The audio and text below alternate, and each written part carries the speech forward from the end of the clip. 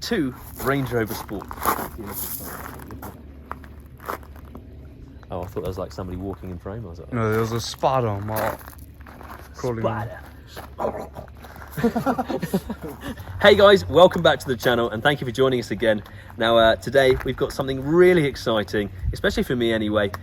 We've got two new projects and they are my two Range Rover Sports. Now I've always been obsessed with the Range Rovers, along with the Defenders as well of course, but this is a first for the channel, a first for us, a first for you guys. It's just going to be a lot of fun. Now these two Range Rover Sports, a bit of information about how I came about to obtain them. I love these cars, they just look so cool and I'm so excited to show you what we're going to do with them. But first, this video is basically going to be just looking over the cars, explaining a bit of how I got them, what happened, blah blah blah, a load of waffle. So I want to give first off a big shout out to Boho Farmhouse, which is this beautiful scenic setting which is literally a stone's throw from our unit. Now this is actually a customer's house and my goodness, what a property. It's super nice, it's so very nice, very quiet, perfect for a Range Rover setting. It's something else, this is definitely the dream. But anyway, long story short, I initially bought the black one first and I remember seeing it with Leon, and Leon's here by the way, he's just kind of standing out of frame so he doesn't look weird. I remember showing Leon that this was the cheapest Defender. I'm so used to saying that. This was the cheapest Range Rover Sport in the UK. Now both of these cars are not salvage titles. They're not super high mileage. There's nothing wrong with them, which is really that's great for us because we're used to repairing before modifying. Now this one, I had to go to Scotland to go and get it, and I left work early on a Friday once. Whilst I go and get something else which will be on the channel later on down the line. But good, have fun. See you later.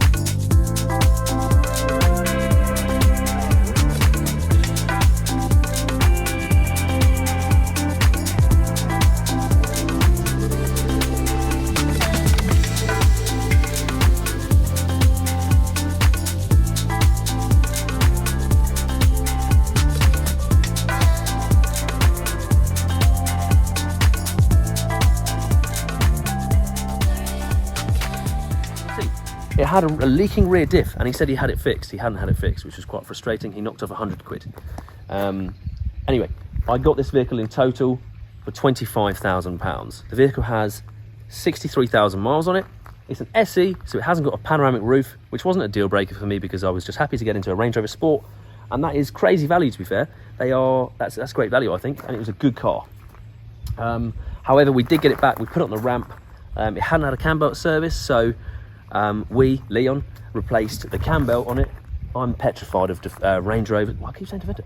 I'm petrified of Range Rovers. I've just always been scared of the ECUs. They know what's going on, and I've never liked it. They know when you're lifting them up. They know when things are happening. Leon loves them.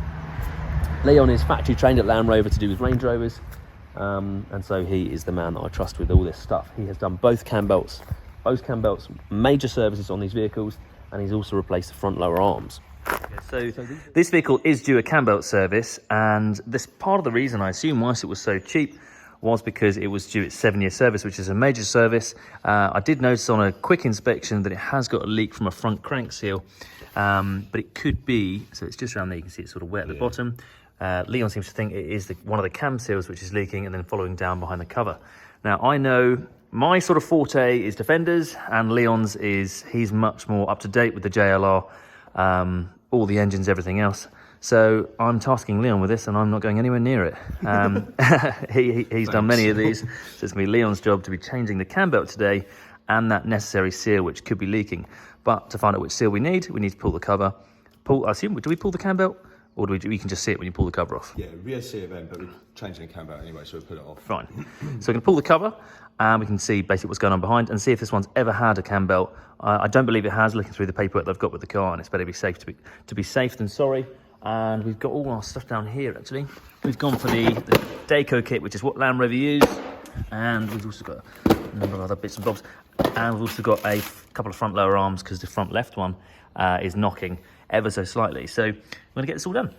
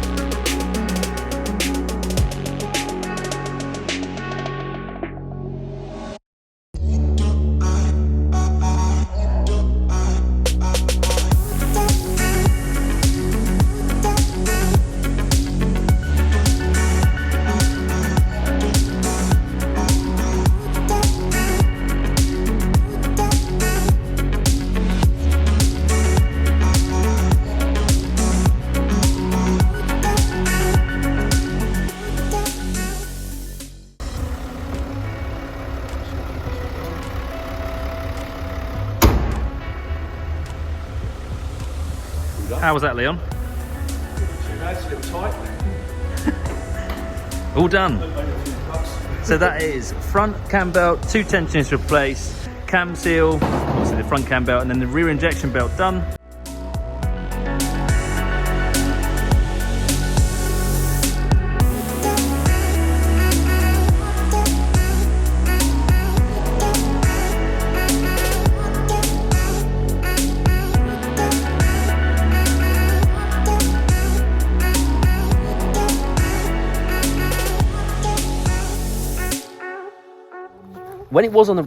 When this vehicle was on the ramp, and Leon looked over it, Leon told me that the rear differential pinion seal was leaking. Now on a Defender, we don't need any specialist tools to carry out the repair, and we do that weekly, all the time.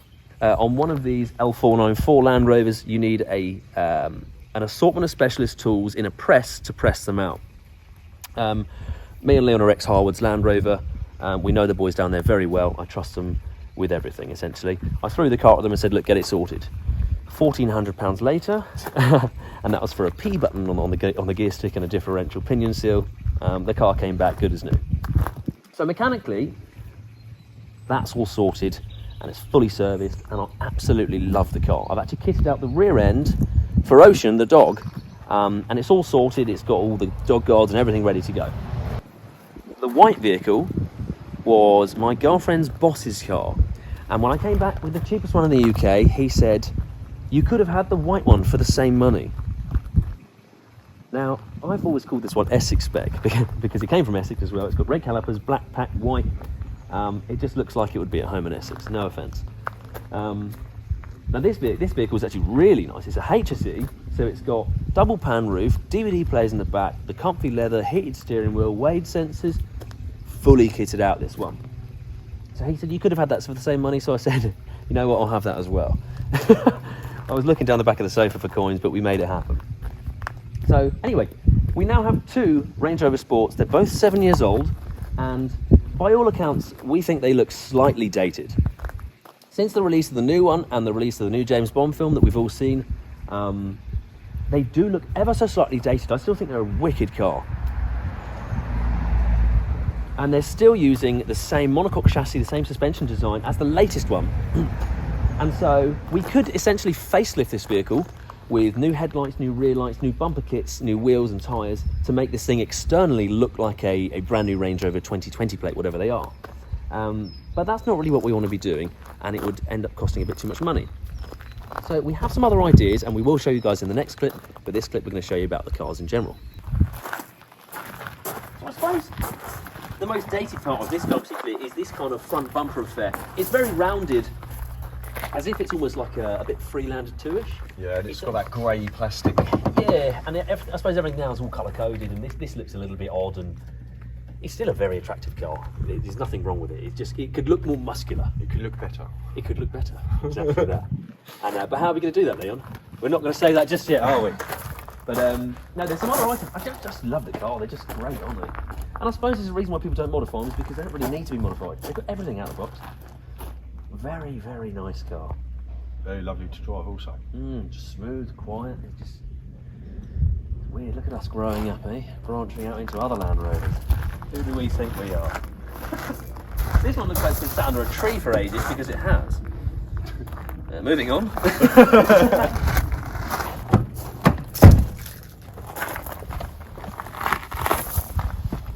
In terms of cabin space, these things are so nice. Obviously a Vogue would be better. You've got the DVD players in this one, double pan roof, nice ivory leather. This is a HSE which has got the softer leather, I believe, isn't it? Meridian sound package. Just a very nice car, really, and again, I paid £25,000 for this vehicle, and this was an absolute steal of that money because it's not worth that. It's definitely worth a little bit more. Mine doesn't have that, does it? That one doesn't, no. It doesn't have these dials, does it? No. Nice. So in the interior of the HSE, this is a really nice car. Actually, it's got the DVD players. That one does not have that. Double pan roof. That one does not have that. Meridian sound package doesn't have it. Dials, heated seats. Doesn't have any of that in that one. And you know that Range Rovers come very well spec'd as standard. This one just lifts it again. It's just a nice place to be, isn't it?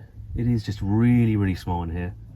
From a modification point of view, there is some difficulties. What can you really do? There's not much. I mean, that's plastic. I suppose that's cheap. You could wrap that in leather or carbon, etc. I'm sure some people do. It's not really necessary. It's not a great deal to. I mean, in terms of Defenders, this is just night and day. Yeah. It's just miles apart, isn't it? Agricultural to. I mean, we're used to installing all of the basic features from these vehicles into a Defender. And so to have one that's already all done, per se, we're sort of scratching ahead of what we can do. Interior-wise, there's certainly not much to be had. We can do a few bits and bobs. Not really much. There's not much, is there? Much point, really. It's a nice car, I like it. It's all nice quality. I mean, even stuff like this. Electric kit. That's just nice, isn't it? This has got the 7 seats, actually. So they electrically fold up. Does it actually? Just ridiculous, Oh right? yeah, you have to move that. Range Rover tech.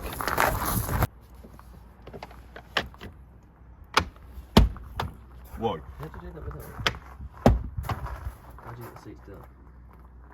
So apparently this one's a 7-seater. Didn't even know what you bought. So I suppose what we're going to be doing with coming onto these vehicles, I want to make them look a bit more up to date. I want to freshen the image, whilst giving it a little twist that we always do. And now I have got a massive surprise for you guys, and I'm so excited. And I want to just put out this first video first, just to bring a bit of buzz up, because this is going to be a really exciting project for all of us. And obviously you guys are a big part of this, so I'm really excited to show you guys what we can do with these vehicles. And we're going to be learning a hell of a lot about these vehicles in terms of modification. This is not something you've ever done, not something I've ever done. And I'm just petrified of these things anyway. I actually replaced that front bumper about 2 years ago because someone hit into it.